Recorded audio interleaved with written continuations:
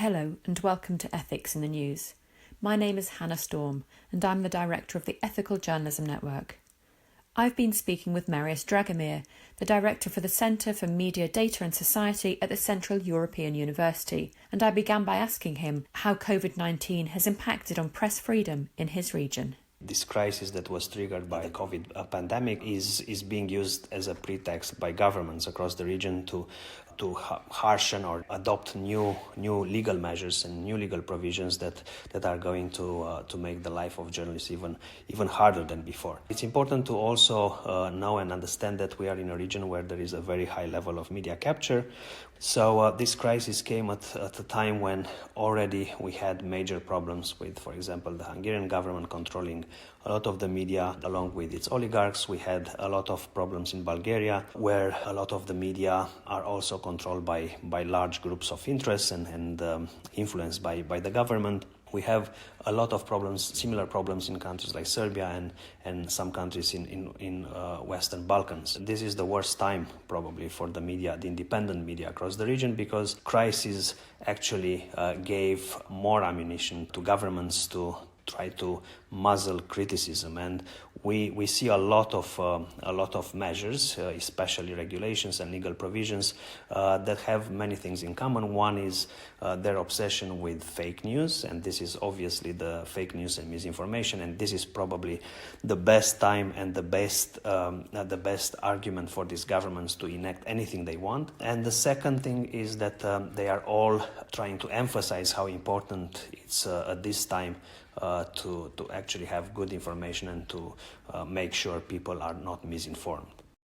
For those who aren't familiar with the term media capture, how does it manifest itself in your region? In short, what media capture is a combination of four factors, where governments and powerful groups of interest, especially businesses and entrepreneurs, they get together to control regulations and legislation, which is the first thing. They try to and take over funding for the media coming from the state budget, and this is a very powerful form of controlling the media, and is manifested especially through state allocation of state advertising. This is the second element. The third is control of public service media, which was not a problem or state media, which was not a problem in the region for decades. These governments were in charge more or less of these media operations. And the fourth element is takeover of ownership as much as possible, private ownership in the media. If you think about these four factors, and if you think about the high level of control over these four areas, you have very little left in terms of independent journalism, and this is a serious problem that we see journalists facing across most of the region. We've spoken about media capture in the region. Surely this situation with COVID-19 has shown us there's a real need for independent, ethical, responsible journalism. How, faced with these new legislations coming in, how are journalists coping? It was difficult before for journalists to be able to do their job in countries where you have such a high level of capture, simply because on the one hand they have no place to work. Really, a lot of the news media in many of these countries is controlled by the government, so you have no choice than either go with the government line and just to make sure you have a job, or do something else. By doing something else, I mean two things. One is the case of the journalists who started their own media outlets, small operations, and you have a few very good investigative journalism outlets across the region that are doing a very good job, or just dropping entirely this type of work and starting a career in something else. So it was already difficult when the COVID crisis, before this crisis, but now the life and the work of these journalists is practically made impossible, and especially, as you say, at a time when it's extremely important to have coverage, to have independent and especially accurate news. Often the biggest perpetrators of disinformation and misinformation are the governments themselves. So they might be using legislation to say we're fighting back against fake news, but they themselves are using fake news as propaganda. So how are journalists towing that line? Well, it's as I said, it's very difficult, and there are two types of reaction. One is already we see in some countries journalists trying to cover less and to be less outspoken and be very, very careful about how much they criticize the authorities, because as you can imagine, anything the legislation in many of these countries is so vague that basically they can define misinformation as they wish. So we already see, and we have signals from independent journalists in Hungary, in Bulgaria, in some of the countries in the Balkans, as I said, that are refraining from such criticism. And the second reaction, which is actually, and the best way to react to that, is increased solidarity among journalists. And this is a great thing. We saw in Romania in early April an incredibly great form of solidarity, where almost 80 newsrooms and over 130 journalists getting together to request access to information, simply because the Romanian government was thought to hide information about the actual scope and spread of the COVID-19. So that's a good thing. So you have these two types of reaction. On the one hand, yes, journalists are quite afraid. And they try to refrain themselves, and that's clearly happening, especially at the time when you are basically stuck in these countries because of the lockdowns. And on the other hand, we see increased solidarity in some cases and some countries. I really hope that we'll see more of the latter. How can the international media community support journalists from a solidarity perspective at times like this? Well, I think this is the time when solidarity should happen not only within the borders of a country. Of course, it's important. This is the time when we should really and seriously think about getting together and taking action, because I think the crisis is already with us. It has lasted quite a long time, and we don't know when it's going to finish. And what we definitely see is the emergence of a new regulatory regime, if you want to call it that way, where these things, these sorts of provisions, legal provisions and regulations will stay with us, especially in countries that do not have a tradition of independent journalism, and in countries where you have a tradition of governments trying to always clamp down on critical journalism. So I think this is really the time when we have to really think about forms of unprecedented forms of solidarity, because this is the only way to actually react and to stop some of these very, very dangerous measures. So what would solidarity look like in an environment where we're all not able to come together physically? What would that look like to you? Everything we do at this point is online, and this is happening. Journalists still have a lot of power, and I think this is the time to also try to attract and to raise these issues also among the journalists working for state-controlled media, to really show them what a big danger we are actually facing. There's been such division between different types of media in your region. Do you think in a way this is an excuse for them to come together? We should use this as an excuse, but it's not an excuse. I think it's what we are facing is a very tough reality, and I think we have to, especially independent journalists, we should actually raise and make this issue debated, and they should increasingly talk about the danger that is looming out there, because what we have, you are right, in the region but also in many other countries across Europe, is a very polarized journalism sector. We speak here about living in a world of two journalisms.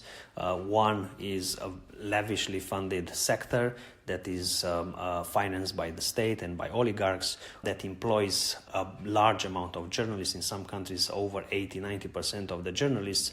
And then you have the other smaller, financially frail journalism sector, consisting of a few independent news media and some investigative journalism outlets that are still trying to do their job independently. So definitely I think it's time to speak about that and to actually show that this crisis can lead to a a shrinking of this second world of journalism I'm talking about, if not its disappearance in a longer term.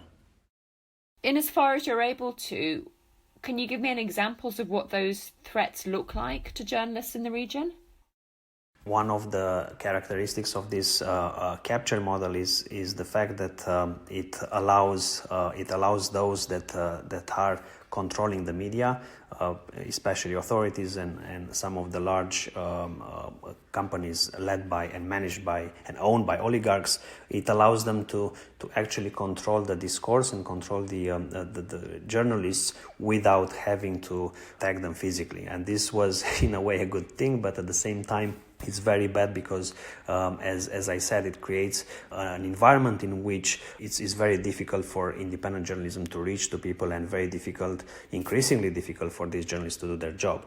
So this is something that we are facing. Of course, we have very bad examples. We had these tragic events in Slovakia, where one of the journalists there was killed 2 years ago. But generally, by building this very high level of capture, most of the people in power, they actually can control everything in the media, and in many ways in some of these places they don't even mind if they have a few independent journals or media outlets out there, because that actually gives them even more legitimacy. Nobody can accuse them of actually of being autocratic or not allowing free and independent journalism. Now, within the current context and during this ongoing crisis, what we see is a raft of legal measures. Especially, we haven't seen necessarily major cases of attacks on journalists, and again, they don't need to, because the legal provisions that were adopted and all these regulations that were adopted in many countries in Central and Eastern Europe are sufficient. Only if you look at the vaguely worded paragraphs in the new law in Hungary, for example, that say that anyone who, under a special legal order in public, utters or spreads statements known to be false or statements distorting true facts shall be punishable by imprisonment between 1 to 5 years if done in a manner capable of hindering or derailing the effectiveness of the response effort. So only if you read that you can see what a big scope for any kind of sanctions these governments have by introducing such legislation. And at the same time, only by reading that you can imagine what the reaction of a journalist is. They will check several times, and they will think twice before publishing anything that is critical of the government, that can be interpreted as statements known to be false. What's your sense of how this will continue even once we're out of the threat of COVID-19? I think there are two major factors that will affect journalism. One is the set of measures that were adopted during the crisis, about which we spoke a lot during our conversation. But as another major factor is the financial factor, and we have to think about the two together. And this is something that will affect journalism all over the place, but more harshly, I think, in Central and Eastern Europe, especially because here we have this tradition of governments trying to all the time to clamp down on criticism, but at the same time, because in this region media outlets, independent media outlets are struggling to survive financially. So on a long term, the picture is very dark in my view, and it's very hard to make predictions and to forecast where independent journalism will be 1 year from now, especially because we don't have yet a great understanding of where or how long this crisis will last in these countries. But on the other hand, I think we have to really look at the two things. The financial factor, which means that after this crisis, I think many of these media outlets will be doing financially even worse than before. At the same time, obviously, we expect governments to promote a new discourse where they will say that the priorities in terms of financing and support from the from the governments will be somewhere else, and definitely journalism will not be on that list. And secondly, we speak about this list of legal provisions and regulations that will stay with us as long as the crisis will be here, and I expect that they will remain in this form or another form somehow in place in many countries. I was speaking about the Bulgarian context. For example, some week or so ago, a group of MPs, they designed a new law where actually they want all media, all online media in Bulgaria to register with the local regulator, and failing to do so will actually prompt the regulator to block these websites. And this is something again unprecedented, and this is definitely something that is not the type of legal measure that you adopt during a crisis, but it's something that is going to lead to a regulatory order that will definitely stay with us for more years. So I definitely, although it's very hard to forecast how exactly these regulations will look in 1 year or so, I think the more the crisis lasts and the more we accept this kind of regulations, the more normal they will look to many of us. And that was Marius Dragomir, the director of the Centre for Media, Data and Society at the Central European University. That's it for this edition of Ethics in the News. From me, Hannah Storm. I do hope you can join us next time.